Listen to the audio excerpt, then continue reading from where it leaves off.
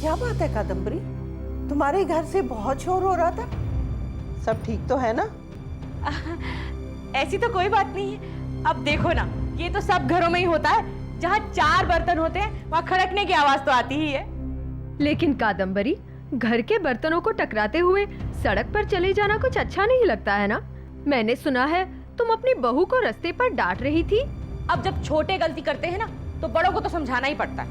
अब तुम्हें तो मेरा स्वभाव पता है, गलत बात मैं नहीं सहन कर पाती हूँ, फिर मैं नहीं देखती कि सड़क है या अपना घर। पर तुम्हें इतना तो देखना चाहिए कादम्बरी कि तुम्हारी बहू कितने बड़े घर की बेटी है। देखो, बड़े घर की बेटी होगी तो अपने घर में, यहाँ वो मेरे भाई की पत्नी है, इस घर की बहू, और इस घर में रहना है तो कादम्बरी की बात तो उसे माननी ही पड़ेगी। वो तो ठीक है कादम्बरी, पर तू अपनी मर्जी के साथ जरा अपना दिमाग भी चलाया कर।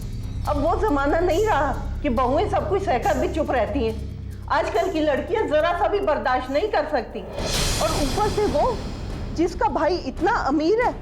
हाँ, जब उसे मालूम होगा ना, वो सीधा आएगा और बहन को लेके चला जाएगा। अरे पैसे वाले हैं, उनको कोई फर्क नहीं पड़ता। तुम तो हाथ मलते रह जाओगी। मैं तो कहती हूँ, किस्मत से तुम्हें हीरे जैसी बहू मिली है, उसे हीरे जैसे सहज के रखो, समझी? चलो हम चलते हैं। नमस्ते।